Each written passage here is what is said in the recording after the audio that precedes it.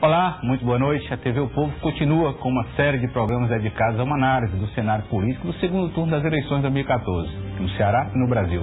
Pela primeira vez desde o início do primeiro turno, Camilo Santana do PT aparece na liderança isolada das intenções de voto para governador do Ceará. Conforme a penúltima rodada de pesquisa O Povo Datafolha, antes do segundo turno, o candidato apoiado pelo governador Cid Gomes sairia vitorioso se a eleição fosse hoje. Pesquisa Datafolha divulgada nesta quarta-feira pelo jornal Folha de São Paulo mostra que a presidente Dilma Rousseff do PT está numericamente à frente de Aécio Neves do PSDB no segundo turno. Ambos continuam tecnicamente empatados. Aliás, vou refazer essa informação porque já saiu uma nova pesquisa Datafolha há pouco, há cerca de 2 horas, e a diferença já estava além da margem de erro a favor de Dilma Rousseff. E como eles estão conosco hoje no nosso programa, estão conosco para conversar sobre o cenário político do Estado e nacional, e convidamos o deputado estadual reeleito Heitor Ferrer, do PDT, obteve aqui uma das maiores votações na disputa para deputado estadual, e o deputado federal reeleito Danilo Forte, do PMDB, também com a votação aí muito boa. Bom, e a nossa conversa hoje, evidentemente, sobre esse segundo turno, né? Você, o telespectador que quiser, você também pode assistir, participar do programa via o WhatsApp no 81714363 ou pelos telefones 3366-3770, também pelo e-mail jornalismo@tvopovo.com.br e nas redes sociais com a hashtag eleições o povo. Bom, boa noite a todos. Deputado Heitor, vamos começar aí com essa sua avaliação. Eu queria que todos dois, já com a larga experiência, né, na militância política e eleitoral, que analisasse essa situação aqui do Ceará, primeiramente, né? A pesquisa O Povo Datafolha já dando aí uma liderança com certa folga, além da margem de erro, a favor de Camilo Santana. Como é que você avalia essa situação? Boa noite, Fábio, Erivaldo e Danilo, deputado federal. Olha, a demonstração que se dá dessa eleição, e de outras, é que ganha-se eleição quem tem máquina. O Camilo Santana, apesar de ter sido um deputado bem eleito da última vez, expressiva votação, mas desconhecido, eleito também pela máquina, como foi eleito como secretário do governador. Mas o que faz ganhar uma eleição de quem tem um percentual lá embaixo, como ele tinha, e era um percentual desprezível, né, nas primeiras pesquisas, o que faz com que essa candidatura vá crescendo, criando musculatura, é justamente a máquina administrativa que o governador tem através dos seus prefeitos e esses prefeitos com os seus vereadores. De certa forma, isso tritura outras candidaturas. A do Eunício Oliveira teve um pouco mais de resistência, pelo quadro que nós estamos vendo de pesquisas eleitorais, porque ele também tem prefeituras e tem também poder econômico para bancar uma campanha caríssima, como tem sido as campanhas eleitorais. Mas eu acho que essa finalização, se é que vai dar o candidato do governador, é justamente porque o governador tem prefeituras, prefeitos e vereadores, e obviamente lideranças outras, que faz com que o eleitor venha para a candidatura dele, independente de quem seja. É isso, deputado Danilo. A eleição no Brasil virou uma disputa de cartas marcadas. Quem tem a máquina leva. Eu discordo um pouco do análise do Heitor. Boa noite a todos, boa noite aos espectadores, porque eu acho que o que faltou foi um debate político maior no processo político como um todo.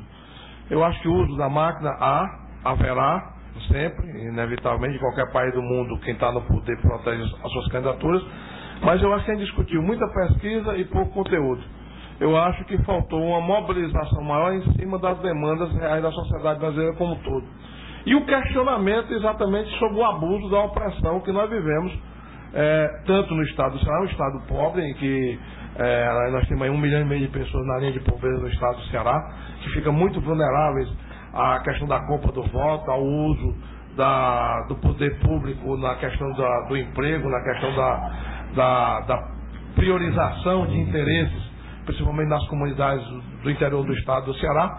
Mas eu acho que tudo isso, se a gente conseguir verbalizar dentro de um debate político mais aprofundado sobre as questões, inclusive com um poder maior de denúncia, com um poder maior de investigação, com um aprofundamento dos questionamentos sobre essas questões, também causa indignação. E hoje a gente vê, por exemplo, um paralelo muito grande entre o debate que há nas classes médias com relação às internet, às redes sociais, que tem um debate muito acirrado, e aí virou um Fla-Flu, virou um Fortaleza e Ceará, né, uma disputa muito acirrada, que despolitiza em alguns momentos o debate, e por outro lado a gente vê essa distância que é gerada, e aí também, Heitor, eu acho que a nós cabe uma responsabilidade, nós políticos, com relação a isso. Eu acho que a gente precisa fazer com que o debate político ele tenha uma importância maior na solução dos problemas coletivos. Por quê? Porque passada a eleição, fica ao Poder Executivo dado todas as honras e todas as glórias da execução administrativa do mandato, e ao Poder Legislativo muitas vezes o descaso, e como é um poder mais vulnerável, mais exposto, muitas vezes até o desgaste da própria política. E aí fica até difícil esse estado de renovação. Eu acho que a reforma política se faz necessária e urgente. Eu acho que o Brasil tem que marchar para a reforma política. Acho que em janeiro de 2015 a nova legislatura tem que pautar isso aí. Nós vamos ter um 2015 muito complicado, indiferente de quem seja o presidente da República, indiferente de quem seja o governador do Ceará. Eu gostaria de entrar nessa projeção. Um quadro de muita dificuldade. Pois é, eu gostaria de entrar na projeção aí desse quadro, que eu também considero aí bastante delicado, né, pós-eleitoral ou 2015 em diante. Eu gostaria de ouvir de vocês sobre isso mais detalhadamente mais adiante. Bom, uma reforma política, eu já estou prevendo que assim que sair o resultado da eleição para presidente da República, a primeira declaração do eleito ou da eleita, da reeleita ou do eleito, será com essa frase, como foi assim nas últimas 4 eleições de presidente da República no Brasil. Bom, mas também aqui conosco o editor adjunto do Núcleo de Política do jornal O Povo, o Erivaldo Carvalho, que aqui nos ajudando aqui aos questionamentos aos 2 deputados. Erivaldo, por favor. Pois não, Fábio, boa noite a todos. Do ponto de vista do governismo, deputado Heitor Ferrer, a que o senhor se referiu no início da fala, procede, eu gosto de relativizar esse argumento do senhor, dizendo que onde tem máquina tem vitória. Primeiro que nós temos também um histórico em que a oposição ganha a eleição. O próprio governador Cid Gomes, ele chegou ao governo pela via opositora. Depois de um cansaço, né? Isso, e o contexto da época, etc. E também são as regras do jogo. Você tem um governo que associa sua gestão àquele candidato, e aí o público vai julgar, vai fazer uma espécie de recall, se quer aquele modelo ou se ele prefere um outro modelo. O mérito de como isso vai ser feito ao longo da campanha, o uso da máquina ou não, é outra coisa. Nós temos aí os investigadores, temos a justiça eleitoral, nós temos os holofotes quando isso acontece. Há casos concretos, inclusive, que a própria justiça ela olha isso de perto e pune. Eu não digo nem o uso da máquina, pois não. É a própria máquina no seu cotidiano. Isso. O poder em si, institucional, ele é muito forte. A vulnerabilidade das pessoas. Exatamente. Que vivem no interior, onde os prefeitos e vereadores assistem a tudo, né? Isso, você tem uma investidura do governo, não é pouca coisa um secretário pedir licença, ele que comanda um pedaço do orçamento do Estado, que é uma autoridade aqui e fora do Ceará, não é pouca coisa um secretário sair do governo para ir pedir voto. Não é pouca coisa um ministro sair do governo para ir pedir voto. É questionável? Em algum sentido é questionável, porque está ali a máquina presente no sinal de trânsito, distribuindo panfletos, né? Você não consegue dissociar o secretário do cabo eleitoral, assim, e são essas questões que merecem ser discutidas. Agora, não é de 100% certeza que onde há o governismo há a vitória, porque nós temos casos repetidos em que a vitória mais foi raros, né? Exatamente, que confirmam a regra, né? Bom, eu gostaria de chamar agora, o Datafolha divulgou hoje mais uma pesquisa de intenção de votos para o governo do Estado. E pela primeira vez na campanha, o candidato Camilo Santana do PT aparece isolado na liderança da disputa, abrindo vantagem de 14 pontos em relação a Eunice Oliveira do PMDB. Vejam os detalhes. Comparado à pesquisa anterior, o candidato petista subiu de 53% para 57%, enquanto o candidato de oposição caiu de 47% para 43%. Nas intenções de votos totais, que incluem votos brancos e nulos, Camilo subiu os mesmos 4 pontos percentuais, de 45% para 49%.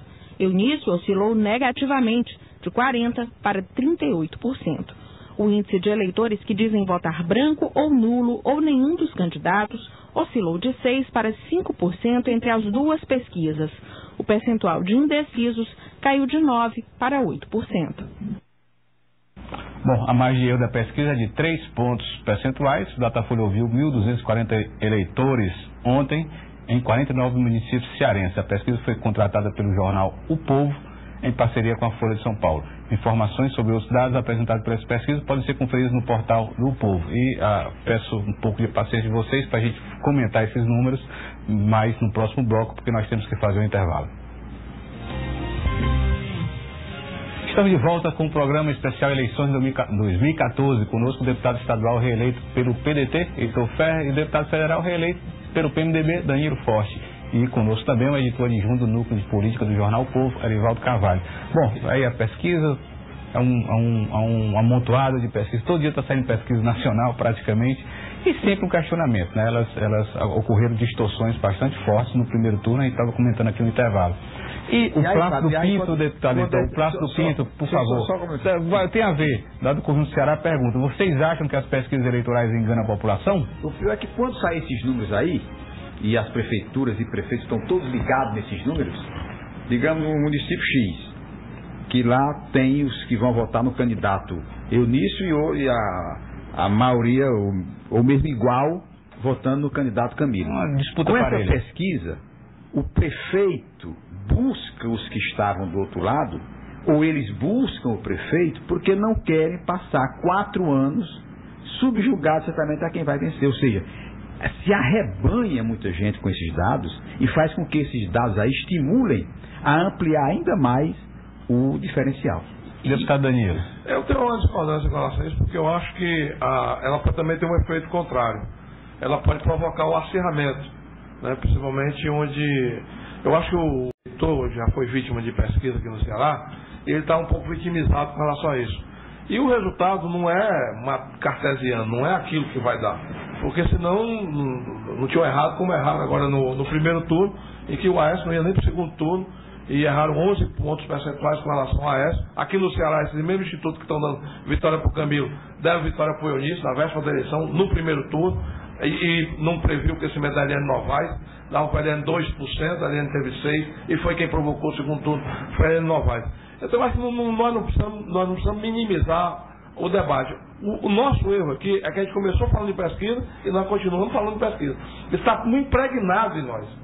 Enquanto a gente tem que debater as questões da política. Elas não são passíveis de crédito e se acreditam. Não, mas no mundo inteiro, deputado, a pesquisa é apenas um elemento a mais da disputa eleitoral. O Brasil ela virou cacique. Pois é, porque talvez a nossa cultura futebolística de disputa, tabela de campeonato, não sei o que, a gente está muito impregnado com elas. E a gente só vê os números, mas a realidade do fato não é essa. Nós precisamos discutir aqui, por exemplo, lá nos prefeitos.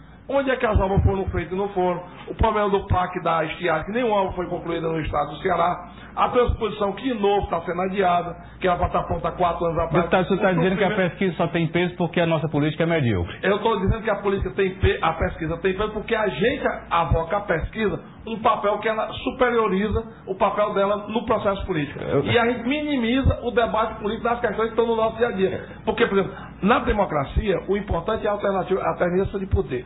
A capacidade que nós temos de fazer alternância de poder que é importante na democracia, para corrigir erros e para consertar futuros. E a gente, na nossa cultura, aí um erro cultural nosso, né? Não estou aqui dizendo que é seu, nem do Heitorzinho, nem meu, é nosso, é do coletivo.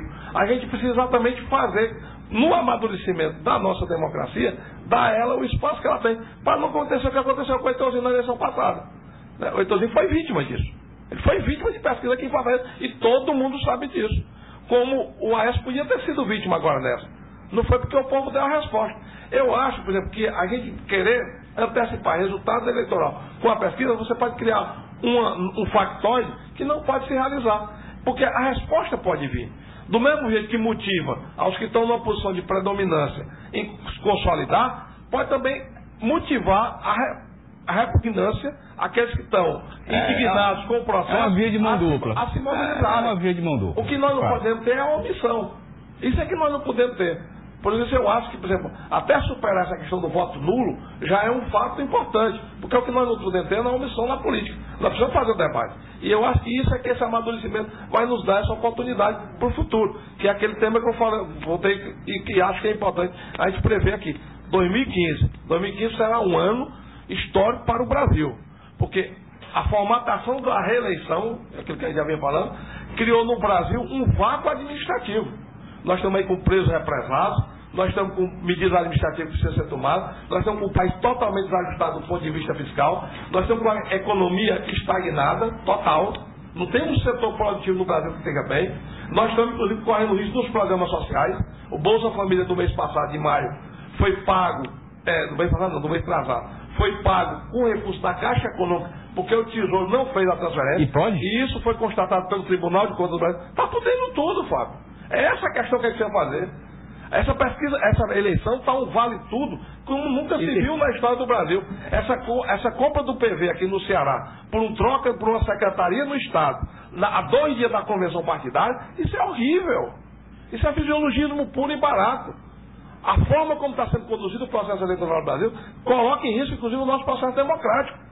O acirramento que está sendo criado, hoje teve briga em Brasília, em Belo Horizonte e em São Paulo, entre partidários. Eu soube que houve agressões também na Praça Portugal. Agora mesmo eu estava vindo para cá, o Trump estava parado na Praça Portugal porque estavam se degladiando lá. Isso não é amadurecimento político para ninguém. Agora, deputado, o seu partido, o PMDB, ele tem um pedaço nessa cota aí, né? Todos têm. Mas o PMDB, não, mas o PMDB por excelência. Não, mas eu digo isso porque o senhor que é do PMDB tem uma banda de um lado, uma banda do outro. O PMDB aceita o contraditório. O PMDB vai estar no governo independente de Aécio? Não necessariamente dessa forma. Não necessariamente dessa forma. O PMDB é um partido plural e democrático. E o que deu sustentabilidade ao PMDB nessa eleição, se você quiser uma aprofunda o debate, foram os palanques regionais, que é exatamente aquilo que a gente questionava. Eu em 2012 a nossa bancada fez um manifesto contra a capacidade do PT de querer ter um poder hegemônico, você lembra disso? Sim. Foi em agosto de 2012. Em 2013, nós tiramos uma decisão de bancada de não indicar mais ministro para a presidenta Dilma, na reforma ministerial que ela fez. A bancada não indicou, exatamente, ficamos fora, porque entendíamos que naquele momento era exatamente uma visão já ruim para o país, a gente participar daquela forma e ninguém queria ser barriga de aluguel do PT, e esse ano nós fomos para a convenção. E 42% dos PMDBs que foram à convenção disseram não à aliança com o PT. Então não menospreze nem vulgarize a participação do PMDB. O PMDB aceita o contraditório, graças a Deus. E por isso é que ele está vivo. Se ele não aceitasse o contraditório, ele já tinha sido extinto há muito tempo. Então o que é importante aqui? É exatamente a gente fazer esse debate, para que as pessoas possam ter essa compreensão. Nós não estamos aqui com o oportunismo de ser Aécio ou não ser Aécio. Todo mundo sabe no Ceará que eu sou Aécio. Inclusive numa postura diferente do presidente do meu partido, que é o nosso candidato a governador.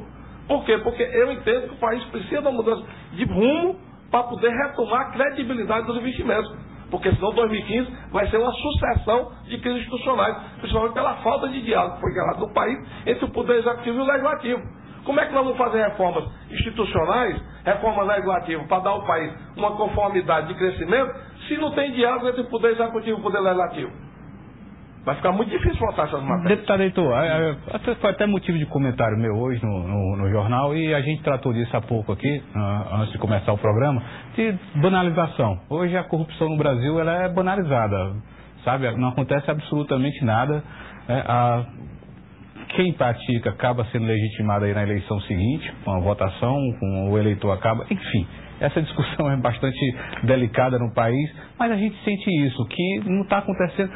Qualquer país de uma democracia mais madura, com escândalos muito menores do que esses que têm ocorrido recentemente no Brasil, já seria uma... O Helmut Kohl foi afastado por um erro de contabilidade da social-democracia alemã. Olha, Helmut Kohl passou 14 anos na presidência como primeiro-ministro, na presidência da Alemanha, né? Quando surgiu um escândalo de doação, que era com valores insignificantes se comparados com os nossos escândalos, ele simplesmente desapareceu da política. Se aposentou, vestiu o pijama. No Japão, enfim, leva ao suicídio, né? Aqui, Fábio. Aqui, deputado, a gente tem uma ditadura militar e em que quem apoiava a ditadura militar, por exemplo, continua aí atuando, não se aposenta, ninguém tem vergonha de nada.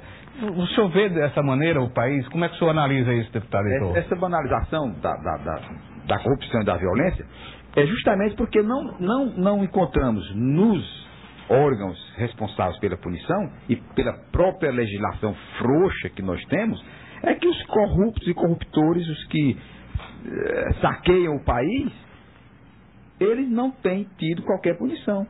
Então, a banalização é Se bem que tem, né, deputado? Nós tivemos casos aí raros, aí do caso do mensalão, né? Olha, pronto, vem o mensalão, que se esperava que se houvesse uma punição mais severa, mudou o quadro de ministros e tudo está como eles programavam estar, todos fora das prisões. Ou seja, entrou o ministro do Supremo Tribunal Federal justamente para aliviar o que nós achávamos que ia ser pedagógico. E hoje virou o antipedagógico. Mas eu acho que tem uma evolução, Heitorzinho. Uma evolução tem que ter, mas é muito lenta e muito pequena. Né, o João Paulo, inclusive, era presidente da Câmara e foi, inclusive, afastado. Tem deputados que foram presos, né? Eu acho que o povo também fez uma seleção. Mas preso, aqui mesmo no Ceará teve gente envolvida com escândalos que não voltaram para a Assembleia. Mas preso de maneira muito efêmera, né? Eu acho que o povo também ajudou nessa seleção. Acho que é uma evolução. Pode não ter na velocidade que a gente quer, mas eu acho que tem uma evolução com relação a essa questão. Porque senão, você mesmo tem colegas seus aí que, da Assembleia, deputados que não voltaram porque estavam com o nome envolvido em escândalos até recentemente. E agora, eu acho que a gente precisa aprofundar esse debate, né? Porque senão o erro está exatamente no... Agora o petróleo, a Petrobras pagando a multa do mensalão. A gente viu isso aí. Então tem que aprofundar. E até onde vai isso? Até que momento chega, né? Eu acho que essa página está sendo virada. Agora que nós ainda vamos ter muitas mobilizações, muitas denúncias, nós vamos ter. E aí o papel da imprensa é fundamental. Erivaldo. Então, Heitor, o deputado Heitor, existe realmente esse clamor pela ética, pela transparência, etc. Mas isso também é plataforma. Por exemplo, o senhor tem esse discurso muito fincado na transparência, na ética. Aí eu fico imaginando, se isso não existisse, de que iria viver o deputado Heitor Ferrer, né? Como que ele iria pedir voto? Entende o que eu quero dizer? Que é como a bancada da bala, né? Quanto mais violência, tiver mais problemas de violência, políticos vinculados a essa ideia, né? Mas eu acho que o caminho... Então, assim, de alguma forma, o senhor se alimenta politicamente dessa bandeira, né? Ela tem que ir desaparecendo, pelo menos numa velocidade maior. Não é possível que nós sejamos paladinos da moralidade e isso não tenha efeitos e resultados práticos numa velocidade maior como o Danilo cobra. Ela não pode continuar nesse marasmo, nessa mesmice, me dando suporte para sustentar um mandato. O ideal, e eu disse já em discurso meu na Assembleia, o ideal é que eu não estivesse fazendo aqui essa cobrança. O ideal é que isso não estivesse sendo pauta de uma denúncia, que isso já tivesse desaparecido da prática diária dos nossos políticos, principalmente dos que são chefes de executivo. Mas, infelizmente, por conta de punições mais severas, como em outros países da Europa e da América do Norte, é que as práticas continuam sendo usadas, continuam sendo praticadas, porque sabe que o nível de punição é muito pequeno, é muito frouxo, é muito pouco severo. É frustrante, isso estimula. Agora, muitas vezes, Danilo, o próprio eleitor, no que diz respeito às seleções, os mandatos eletivos, você vê o governador de Brasília, com todo aquele escândalo filmado, José Roberto Arruda, se não fosse a lei da ficha limpa, a popularidade dele, do eleitorado de Brasília, ele tinha sido candidato a governador e eleito novamente, talvez no primeiro turno. Ou seja, o eleitor, ele tem que ser o censor de tudo então, isso. Então o senhor está dizendo então que o brasileiro tem um governante que merece? O eleitor, ele tem tido pouco critério em fazer com que os seus representantes sejam representantes ideais. É exatamente o fundamento da pergunta. Só uma questão. O doutor Ulisses dizia, quando terminou a Constituinte em 88, e foram reclamar que a Constituição não era perfeita, a Constituição. Ele respondeu uma frase que eu acho muito bonita. A grande quimera dos homens é a perfeição que eles não as têm. O nosso papel no legislativo é fiscalizar. E essa cobrança sempre vai existir. E Heitor, você é um grande deputado estadual. Você é um grande deputado estadual porque você faz da sua missão uma missão importante. Nós temos que legislar e temos que fiscalizar. Esse é o princípio básico da formação. Você é muito atuante, eu acompanho é a missão parlamentar importantíssima de fazer a formação. Porque eu quero que você me responda. Mas está aí uma coligação. Ele é Danilo, eu acompanho o trabalho dele e sei da sua atuação. Você é um deputado que realmente se empenha e tem responsabilidade no seu mandato. Digo isso com uma transparência muito grande. Eu pergunto, os grandes escândalos nacionais, Fábio, quem traz é a imprensa? Ou quem traz é uma denúncia de um ex-servidor? Porque do jeito que está indo... O Congresso, você que faz parte desse Congresso e é deputado federal, a atuação fiscalizadora da Câmara Federal existe ou é porque nós não conseguimos palpar isso aqui no estado do Ceará?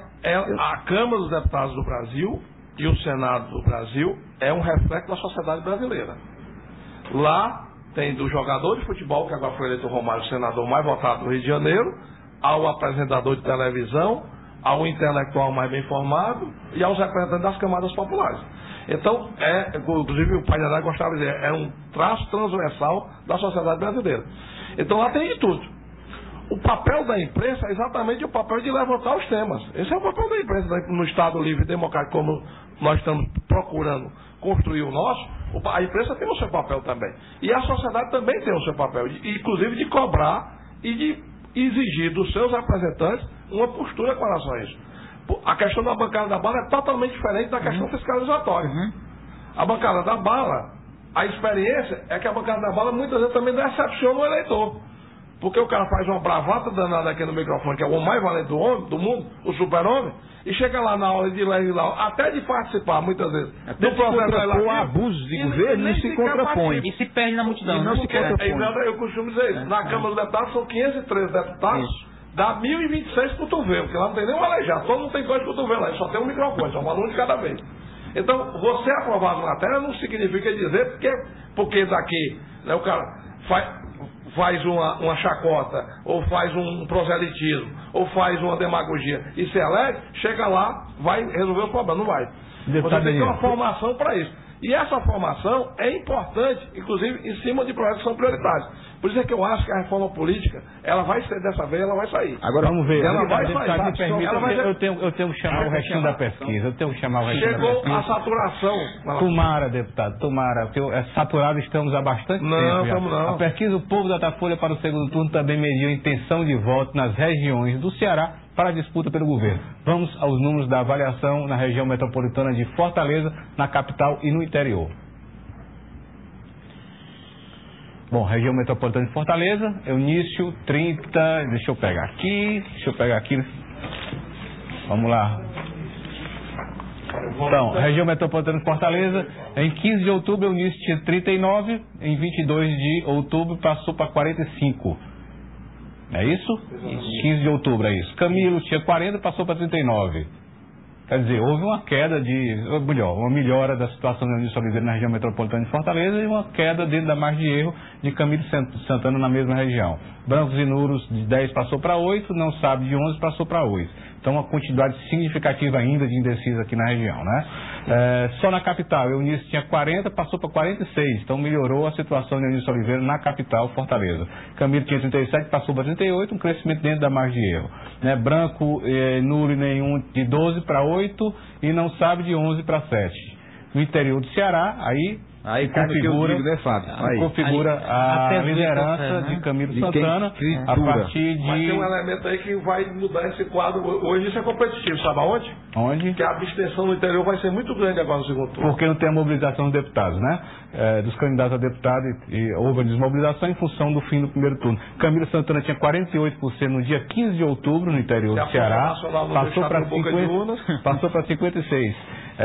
Eunício Oliveira tinha 41, caiu para 33%. Então, a gente percebe que se a eleição fosse capital e região metropolitana, o governador, pelo Datafolha, pelo que está sugerindo aqui o Datafolha, é apenas uma projeção, é apenas um retrato do momento, seria Eunício Oliveira, mas a folga na liderança de Camilo Santana no interior o deixa na liderança na disputa. É verdade. Claramente a gente percebe que há uma capilaridade do governo do Estado no interior, aquilo que o Heitor estava falando, em que o governismo ele se mostra robusto.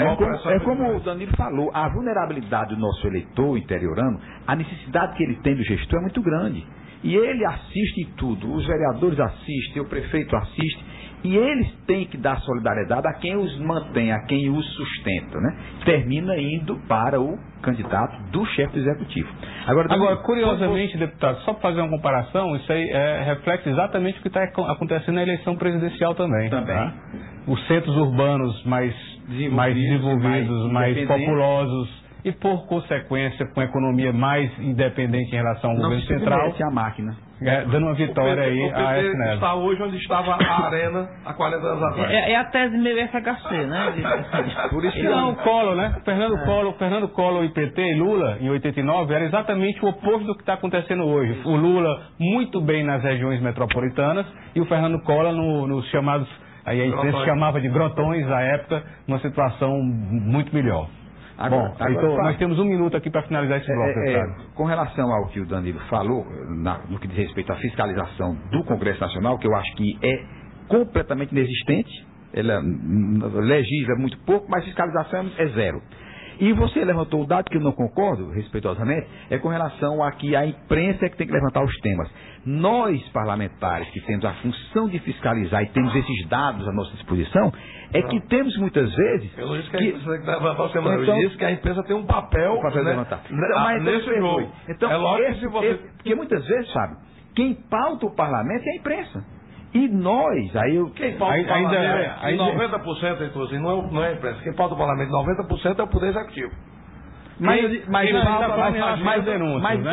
nossa agenda é o Poder Executivo. Mas, na verdade, que quando eu digo quando ele está falando de levantar essas questões, é que os discursos parlamentares muitas vezes vê o parlamentar apenas pegar a matéria de jornal que já foi publicada na manhã e levar à tribuna para repercutir. E ainda bem que você chama de imprensa, viu? Né? Porque o PT só chama de mídia. A imprensa tem o que falta dentro do parlamento brasileiro é nós levantarmos números para alimentar a imprensa, tornando o fato político ser jornalístico. O que nós estamos vendo é o contrário, é o jornalístico virar o político. Isso quem vai ajudar muito no futuro, sabe quem é? É as redes sociais. As redes sociais vai virar a Ágora, a praça pública da primeira democracia. Eu acho que as redes sociais vão ter um papel muito importante no futuro com relação a esses elementos. Agora, o aprofundamento dos elementos dos dados, aí não, aí é o Congresso, é os deputados, são os senadores, e são os deputados estaduais e os vereadores que fazem. Mas a chama para tocar fogo no negócio, se não vier da imprensa, muito dificilmente os processos se aprofundam. Porque há uma necessidade do parlamentar, e aí, indiferente de quem seja, deputado estadual, federal ou senador, de estar prestando conta para a opinião pública. E o meio de comunicação que nós temos é a imprensa. Deputado, e eu faço aqui, aproveito essa oportunidade, o senhor vai estar lá em Brasília, e esses temas relativos à liberdade de imprensa vão continuar surgindo, e nesse ponto está aí uma coisa que eu conto muito com o PMDB, viu, das garantias constitucionais em relação ao trabalho da imprensa. Está vendo como o PMDB tem unidade? Nesse ponto o PMDB foi absolutamente fundamental. Eu tenho certeza que... Deputado, tem que fazer intervalo, eu tenho certeza que o PT teria ido adiante se não fosse uma barreira aí que o PMDB criou. Mas, deputado, tem que fazer intervalo, já que daqui a pouco a gente volta e continuamos com o nosso programa. Nós temos unidade com relação ao... Bom, voltamos ao nosso programa especial Eleições 2014, conosco os deputado estadual reeleito pelo PDT, Heitor Ferro, e o deputado reeleito pelo PMDB, Danilo Forte, e conosco também o editor adjunto do Núcleo de Política do jornal O Povo, Erivaldo Carvalho. A gente discutia aqui no intervalo um ponto muito importante levantado aqui pelo deputado Danilo, acerca dos resultados, né? A folga, a liderança de Camilo Santana na pesquisa se dá basicamente em função dos resultados no interior. E o deputado Danilo levanta uma questão aí, que é um índice que tende a ser muito alto de ausência do eleitor no segundo turno para votar. Por qual motivo, deputado Danilo? A abstenção na eleição, ela é fruto principalmente dessa precariedade financeira muitas vezes. Por exemplo, tem cidade no interior que o eleitor, para sair de Fortaleza, da região metropolitana, para ir votar Fortaleza, ele gasta quase que um terço do salário dele. Então, já foi agora, no começo do mês, ele vai de novo, né? Então, quer dizer, com certeza a abstenção vai ser maior. Principalmente se tiver a fiscalização da Força Nacional, que está sendo tão falada, agora está na moda, que vem para fiscalizar aí a boca de urna no Ceará. Se essa fiscalização for efetiva em impedir o repasse de recursos para esse eleitor, com certeza essa abstenção passará dos 30%. E passando dos 30%, vai ser exatamente onde o Camilo tem a maior força dele. No primeiro turno deu quanto? Deu 24%. No interior. No interior. Então, não é difícil passar de 30%, até porque hoje é muito fácil justificar o voto. Você pode justificar o voto em qualquer sessão. Você basta chegar com o título de eleitor, que seja de qualquer cidade do interior, em qualquer sessão aqui na capital, na região metropolitana, que você justifica o voto e não paga nenhum centavo por isso. Então, sai muito mais barato para esse eleitor ficar acomodado aqui no seu local de trabalho, onde ele está morando e exercendo a sua atividade profissional, do que ir para o interior. E mesmo no interior, a gente sabe que a paixão da mobilização dos deputados estaduais, principalmente, mobiliza muito aquela... Até para saber quem é que está mais forte no interior, porque a eleição de prefeito, Fábio, passa por essa eleição de deputado. Porque o deputado do prefeito, quando é bem votado, dá uma boa performance e fortalece o prefeito. Mas essa etapa já foi vencida, né? Agora foi vencida. Essa etapa agora, já foi vencida. Agora o Danilo, pelo que ele fala, os observadores do governo já estão tomando as providências para certamente não deixar essa abstenção ser tão grande. Eles estão acompanhando isso. Mas quando a gente fala dos dados reais da pesquisa, aquele menino lá não deixa não. Isso é estudado cientificamente para que não haja uma abstenção. Agora, então, Ferro, o senhor não tem nenhum prefeito aliado, não, né? Eu tenho que é o de Larra da Mangabeira, que é onde nós... A sua família, familiar. Eu lhe percebo muita vontade para onde nós temos... Mas em Jaguaretama também ele é muito querido. Mas não tem uma liderança de Jaguaretama, não tem um vereador, não tem um prefeito. Mas como se é querido lá, eu fui lá, é muito querido lá. Porque nós conseguimos levar muitas obras daquela verba parlamentar que nós temos, né? Que eu dividi entre Lavras e Jaguaretama, mas nunca Lavras quis receber. Fica repetindo isso, não, deputado, senão vão cortar aí então, Erivaldo, a prefeitura lá em nós temos, que é justamente lá onde nós temos embates eleitorais por disputa de espaço com o senador Eunício Oliveira, que é o prefeito de Lavras. Eu acho que o é fundamental aí, a gente tem a conversão que o jogo não está definido, o jogo está jogado. Né? E pelos números que eu vi aí, eu acho que o senador Eunício Oliveira, mesmo que esses números tenham corretos, porque a pesquisa também deu no primeiro turno ele ganhando por 6 pontos, e fechando a eleição no primeiro turno, foi o que não aconteceu, e talvez por isso ele tenha entrado no segundo turno aí meio desajeitado, né? Mas está tentando corrigir no processo. Eu acho que o jogo ainda está sendo jogado e nós vamos ter muita novidade. O que eu espero é que o poder de fiscalização, tanto dessa Força Nacional que esteja sendo convocada, como o Ministério Público, que está muito ausente nessa eleição. Eu estou sentindo saudade do Ministério Público. O senhor tem dito isso? Eu estou sentindo saudade do Ministério Público. Eu acho que o Ministério Público sempre teve uma presença maior aqui no Estado do Ceará nas eleições anteriores. E nessa eu estou achando um certo acomodamento pela quantidade de denúncias que aconteceram, pela forma como o processo foi feito. Não houveram questionamentos sobre compra de partido, sobre o poder de opressão que foi feito, os prefeitos, inclusive, sendo chamados. Teve prefeito, ligado a mim, que foi chamado na sala do Ciro Gomes, irmão do governador, para, se não votasse comigo, ia ameaçar, inclusive, de transferências obrigatórias do Estado. Mas é muito difícil detectar isso, né, Danilo? É muito difícil. E aí sai como município, qual foi o município? Quixadá. Quixadá, inclusive, está público lá. Quixadá, todo mundo sabe disso. Quixadá foi porque o prefeito cedeu. Os demais até foram mais firmes e mantiveram o compromisso. Aí, além desse poder que o prefeito tem lá, ainda tem esse poder da máquina central mesmo, do próprio governante, trazer para si, trazer para uma sala e dizer, olha, não vai nada pro seu interior. Mas isso é um escândalo, né, ali a irmã do governador. É um escândalo, né? Ali a irmã do governador foi detida na Calcaia com 70 mil reais de provar. E ninguém tomou providência com relação a isso. Danilo, no dia da eleição, domingo, dia da eleição, a Lia estava em Calcaia com 70 mil reais dentro da bolsa. Ninguém sai com 70 mil reais para fazer para ir no supermercado, né, no dia da eleição. Até porque é proibido abrir supermercado dia de eleição. Então, quer dizer, e foi lá detida naquele dia. O Ciro de Gomes passou metade do dia dentro da delegacia em Sobral tentando soltar o vereador que estava comprando voto em Sobral. E essas denúncias não intimidaram ninguém no processo eleitoral. Mas tem processo em cima disso, porque uma coisa tão evidente, com tantos indícios de irregularidades que se transformam em prova facilmente. Porque você tem uma pessoa que está com 70 mil reais numa bolsa no dia de eleição e não está indo para o supermercado porque não está nem aberto. E não dá em provas isso, não são indícios mais, são provas, evidências de manipulação de eleitores. O senhor tem a mesma opinião do deputado eu acho sobre o Ministério Público, Heitor?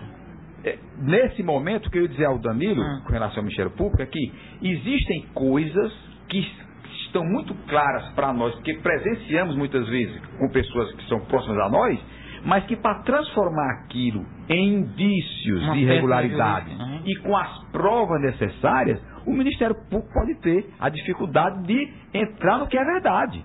Porque você tem o governador que chama o prefeito e coage o prefeito a deixar um parlamentar, como foi o caso dele, que certamente trouxe emendas parlamentares e investiu recursos do seu mandato no município, conta com a solidariedade do prefeito em retribuir aquilo, transformar o que ele deu em votos, porque o importante da verba é a transformação da admiração que se faz com o parlamentar que traz a verba que podia ir para outro canto e vai para o seu município predileto, e aquilo se transformar, obviamente, em apoio político, né? Termina, no momento da onça beber água, o governante chama o gestor e diz, olha, se você continuar apoiando o Danilo Forte, você vai perder isso e aquilo, e o prefeito termina, infelizmente, se submetendo. Tiveram casos exatamente que nós fazemos. E isso é um modelo de opressão que não cabe na democracia que nós vivemos hoje. Porque isso é uma coisa muito velha, né? É inimaginável que hoje a gente esteja passando por isso. Fábio, daí a necessidade, Fábio, do orçamento ser cumprido na forma como está posto.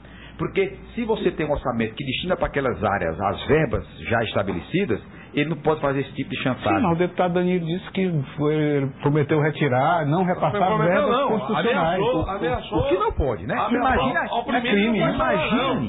Imagine verbas de convênios que são opcionais. Verbas de transferências voluntárias. Que depende do bom humor do gestor. E isso reflete, no outro ponto aqui que eu acho também importante a gente tratar aqui. O programa de hoje foi sobre segurança. Segurança requer duas linhas de ação. Uma, o poder coercitivo, o poder de polícia, o poder da repressão, e o outro, a legislação. No que é respeito à legislação, nós precisamos entrar num debate sério, que é a questão da redução da maioridade penal no Brasil. Hoje é um assunto que precisa ser encarado e discutido por toda a sociedade. Mas no poder repressivo, precisa ter autoridade. Um governador que passa metade do dia brigando com um delegado para soltar um cabo eleitoral, ele perde a autoridade sobre aquela força policial. Além de rolar o constrangimento. Então, quer dizer, é isso que está acontecendo repetidas vezes aqui no Ceará. Essa falta de apoio que a tropa, que a Polícia Militar, muitas vezes, não identifica no Poder Executivo, no Governo do Estado, a autoridade máxima da polícia, isso com certeza gera insegurança e gera, inclusive, muitas vezes, descaso e negligência. Então, a gente precisa recuperar isso. E a recuperação disso passa pelo debate político. Passa exatamente por alguém que tenha autoridade para fazer a tropa voltar a exercer o seu papel e ter, na hierarquia, a responsabilidade e o compromisso de poder chegar por inferior, hierarquicamente, dentro do comando e ter voz de comando. Porque o que está acontecendo aqui no Ceará também é uma crise institucional que nós vamos viver, nós já estamos vivendo ela, mas está sendo maquiada pelo processo eleitoral, mas os números são muito ruins. Pois é, deputado, eu queria perguntar exatamente sobre isso, acho que é fundamental nesse momento a gente tratar aí do quadro, independentemente de quem se eleja o presidente da República. E evidentemente que o quadro nacional estava falando que o senhor tem uma perspectiva um pouco pessimista do que está por vir, né, de certa forma que já está acontecendo e ficou engessado aí em função da campanha eleitoral. Mas qual é o quadro que o senhor visualiza aí para o próximo presidente, deputado? Eu acho um quadro muito difícil. O país está num momento de estagnação econômica. Eu costumo dizer que sem desenvolvimento econômico não tem desenvolvimento social. Até os programas sociais do governo estão comprometidos. Você vê aí a quantidade de obras paralisadas do governo federal, inclusive todas aquelas que foram anunciadas do Pacto da Estiagem para o Ceará para combater a seca, nenhuma foi concluída. Não tem nenhuma adutora daquelas que foram programadas, nenhuma daquelas barras que foram anunciadas que foram executadas aqui no estado do Ceará. E isso é por quê? Falta de dinheiro para isso? Falta de dinheiro mesmo. Está faltando dinheiro no Brasil hoje para os investimentos, né? Há um comprometimento muito grande com o custo da máquina administrativa. Só em Brasília são 22 mil cargos comissionados. E nós estamos aqui hoje, aniversário do Denox. Nós estamos no meio de uma seca e o Denox está quebrado, falido aqui, precisando ser reestruturado, precisando de 1.100 funcionários novos no Denox para dar vida àquela instituição que tem 100 anos e é responsável por 78% de todas as bacias das barragens do Nordeste brasileiro, porque só Itaparica e as hidrelétricas não foi feita pelo Denox. As outras todas grandes barragens foram feitas pelo Denox. E, ao mesmo tempo, no ano passado, só no Ministério do Planejamento, 1.100 cargos comissionados foram criados por Ministério do Planejamento em Brasília no ano passado. Então, essa distorção, isso gera um custo. E o custo da máquina está muito caro, está muito pesado para o Brasil. Ao mesmo tempo, há uma queda de arrecadação, porque a economia está diminuindo de tamanho. A indústria nacional hoje responde só por 13% do PIB. Há 40 anos atrás respondia por 26% do PIB. Né? E há questões estruturantes da economia que precisam ser retomadas para isso. E qualquer governante que seja, aí tem a questão das distribuidoras de energia, que foram obrigadas durante esse ano a captar no mercado financeiro 16 bilhões, elas vão ter que pagar essa conta, porque foi o governo que obrigou elas a ir ao mercado financeiro, prometendo que em 2015, já por causa da reeleição, que o Heitorzinho tanto condena, que é fato, para maquiar o processo eleitoral, postergaram esse aumento da energia para 2015. Tem a questão dos combustíveis, está aí a Petrobras, coitada. Petrobras, que é a maior empresa do Brasil, chegou a ser a quinta indústria petroleira do mundo. Hoje está aí, é a mais endividada do mundo, caindo inclusive no ranking das agências de crédito internacionais, e com essa bandalheira toda que foi feita. Então, é exatamente isso que precisa ser rearrumado. E a rearrumação disso passa, por um lado, por novas leis que possam readquirir para o país um modelo de desenvolvimento, e ao mesmo tempo vai gerar muitas contratações. Hoje, de novo, o índice de desemprego no Brasil crescendo. Está aí, foi anunciado hoje no Jornal Nacional. Maior desemprego dos últimos 8 anos. E quem mais desempregou? Indústria automobilística e indústria da construção civil, que é a que emprega exatamente o que tem o menor grau de instrução e de conhecimento. Então, o Brasil precisa se preparar para isso. E acho que, inevitavelmente, a manter esse quadro político, nós vamos ter muitas crises institucionais. Eu acho que a gente precisa aproveitar esse momento exatamente para mudar esse modelo administrativo que nós estamos vivendo nele hoje. E é por isso que eu estou defendendo, inclusive abertamente, a candidatura do Aécio, porque eu vejo nele uma possibilidade de mudança e de diálogo com o Congresso Nacional. Porque se for naquela do rolo compressor, não vai dar mais. E o PT diminuiu muito de tamanho agora. O PT tinha 88, tem 70 agora. Está quase igual a gente do PMDB. Nós tínhamos 71 e agora nós temos 66. Então, quer dizer, e a gente vai ter um papel importante no poder legislativo com relação a essa questão, exatamente porque tudo vai passar por lá. Então, eu acho que precisa retomar o diálogo no Brasil. E esse modelo, essa forma de decisão que está sendo criada, o Brasil do Norte contra o Brasil do Sul, os pobres contra os ricos, o não sei quem contra o não sei quem, isso é muito ruim para o processo democrático. Isso inclusive é inédito na história do país, não tínhamos isso, não faz parte do nosso processo político. E nem é verdade, estabelecer né? essas divisões. Existe. Sim, mas quando se força nesse sentido aí, deputado, a coisa acaba se criando, nem que seja de maneira artificial. Mas 2 minutos, deputado, eu queria que o senhor finalizasse aí, já que o deputado Danilo falou pelo menos 3. Termina o bloco do programa, deputado. Já terminamos os minutos? Já, infelizmente. Mas o Danilo tocou no assunto que de certa forma, você falou, então você, às vezes, nessa posição permanente, você devia, às vezes, apoiar candidaturas onde você pudesse pautar algo que você tem como bandeira de sua vida para que as pessoas pudessem, o gestor pudesse produzir um acordo. Vejo, por exemplo, a questão nacional. O Aécio, pelo menos, promete aí uma coisa importantíssima, além de outras, que é o fim da reeleição. O PSDB criou esse instrumento maléfico à democracia, maléfico e que deixa um vácuo administrativo, como o Danilo falou, porque o gestor, Evaldo, quando ele assume o primeiro dia de mandato, ele já pensa na sua reeleição e para viabilizar esta vaidade, porque candidato que não se reelege é tido como fracasso na sua vida pública, porque ele não teve condição de se reconduzir ao mesmo cargo. Portanto, o Aécio dá essa esperança de acabar com o processo de reeleição, porque é uma das mais largas estradas de corrupção no Brasil, porque aí ele procura se adequar a todos os meios para viabilizar o seu processo de reeleição. Também. Bom, chegamos ao final do programa, que fica por aqui. Quero agradecer a participação de todos. E amanhã participam do programa, participam do programa especial de eleições, os deputados federais reeleitos, Domingos Neto do PROS e José Nobre Guimarães do PT. Portanto, hoje tivemos 2 eleitores do Aécio, amanhã teremos 2 eleitores de Dilma. Obrigado pela audiência, até amanhã.